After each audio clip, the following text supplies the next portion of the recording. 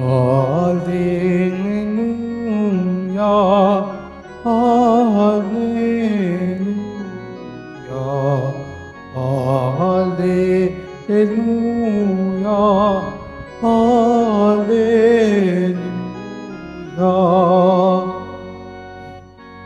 Kay laki ng pagmamahal ng Diyos sa sanlibutan, kaya't anak niya ibinigay. Hallelujah, Hallelujah, Hallelujah, Hallelujah.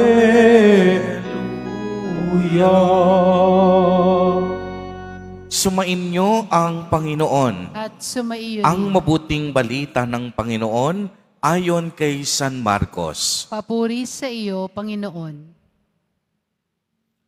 Noong araw na iyon, habang nagtatakip silim na, sinabi ni Jesus sa kaniyang mga alagad, "Tumawid tayo sa ibayo."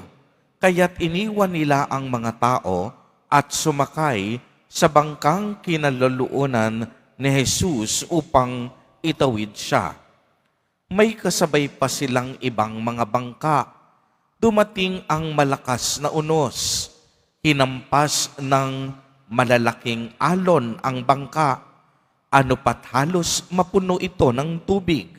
Si Jesus na may nakahilig sa unan sa may hulihan ng bangka at natutulog. Ginising siya ng mga alagad. "Guro," anila, "di ba ninyo alintana? Lulubog na tayo." Bumangon si Jesus at iniutos sa hangin, "Tigil," at sinabi sa dagat, "Tumahimik ka." Tumigil ang hangin at tumahimik ang dagat. Pagkatapos, sinabi niya sa mga alagad, "Bakit kayo natatakot? Wala pa ba kayong pananalig?" Sinidlan sila ng matinding takot at panggigilalas at nagsabi sa isa't isa, "Sino nga kaya ito?" At sinusunod maging ng hangin at ng dagat. Ang mabuting balita ng Panginoon. Pinupuri ka namin, Panginoong Hesukristo. Magsiupo muna po. Magandang umaga po sa inyong lahat, mga kapatid kay Kristo. Sa lahat po ng ating mga taga-subaybay sa iba't ibang online platforms at sa lahat ng ating mga kadiboto sa iba't ibang panig ng Pilipinas at maging sa buong mundo kung saan tayo ay naaabot ngayon ng ating live streaming. Mapayapang umaga din po sa inyong lahat. Purihin at dakilain natin ang ating Panginoon, ang mahal na poong Jesus Nazareno.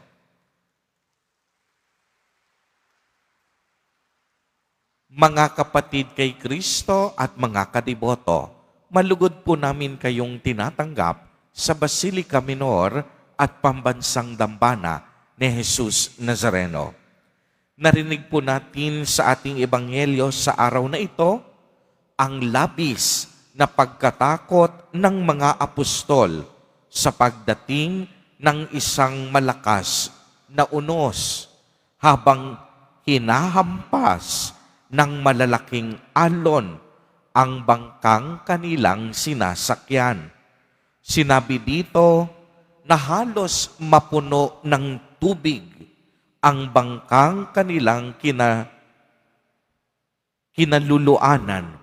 Subalit, si Jesus Nazareno, payapang natutulog sa may hulihan ng bangka. Kaya't sinabi ng mga alagad, ginising nila ang Panginoon, "Guro, lulubog tayo." Kaya't bumangon si Jesus at iniutos sa hangin na tumigil, at ito ay tumigil. Iniutos sa alon na tumigil ito, at ito rin ay tumigil. Mga kapatid, sino po kaya ang hindi matatakot kung ikaw ang nasa katayuan ng mga apostol na halos lumubog na ang bangka sa dami ng tubig? Alam ko, kagaya ng mga apostol, tayo rin ay makadarama ng pagkatakot. Sa totoo lang, bilang mga tao, takot tayo sa maraming bagay. Takot tayong mawala agad ang ating buhay. Takot tayong maubos ang ating mga ari-arian at pinaghirapan sa buhay. Yung iba sa atin, takot tumandang mag-isa. Yung iba naman, takot iwanan ng mahal sa buhay. Marami din sa atin, takot na maghirap. Takot tayong lumubog. Ayaw natin ng paghihirap. Takot tayo sa mga bagay na hindi natin kontrolado. Subalit ngayon mga kapatid, ipinapaalala sa atin ni Jesus Nazareno na kapag kasama natin ang Diyos, ang pagkatakot dapat walang puwang sa ating mga puso. Uulitin ko po, ipinapaalala sa atin ni Jesus Nazareno na kapag kasama natin ang Diyos, ang pagkatakot dapat walang puwang sa ating mga puso. Bakit? Simple lamang, dahil hindi hamak na mas malaki ang Diyos kaysa sa mga problema at mga pagsubok ng buhay na mayroon tayo. Uulitin ko mga kapatid, sapagkat ito'y napakahalaga, lalo na sa mga taong nakakaranas ngayon ng matinding pagsubok at unos sa buhay. Lagi po ninyong iisipin na ang Diyos mas malaki kaysa sa mga problema at mga pagsubok na ating pinagdaraanan sa buhay. Ang grasya ng Diyos mas malaki kaysa sa ating mga kahinaan. Ang pag-ibig ng Diyos mas malaki kaysa sa ating pagkatakot. Kaya nga mga kapatid, kay Kristo, ipinapaalala sa atin sa araw na ito na tayo ay laging kumapit at magtiwala sa Diyos. Dahil ang Panginoon kasama lagi natin. Hindi niya tayo iniiwanan sa laban na ito. Ang kanyang kapangyarihan ay nananatili upang tayo ay iligtas sa anumang panganib at kapahamakan. Ang kadakilaan ng Diyos laging naririyan upang tugunan ang ating negatibong pag-iisip. Kaya mga kapatid, kay Kristo, kagaya ng sinabi ni Jesus, tinanong niya ang mga apostol pagkatapos niyang patahimikin ang unos, ang hangin at ang alon. At sinabi niya, wala ba kayong pananalig?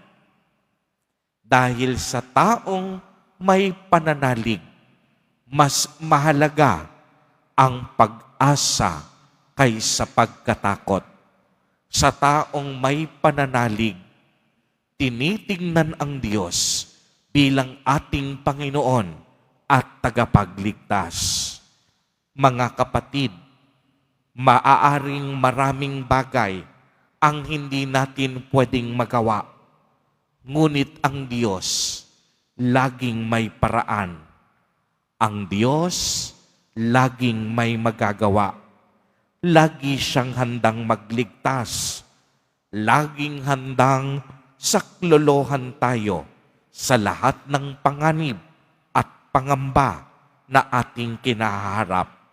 Basta ang mahalaga, tayo ay may pananampalataya. Tayo ay magtitiwala na kailanman hindi niya tayo pababayaan. At totoo naman, ang Diyos kailanman hindi nagpapaya. Amen. Amen. Purihin at dakilain natin ang ating Panginoon, ang mahal na poong Jesus Nazareno.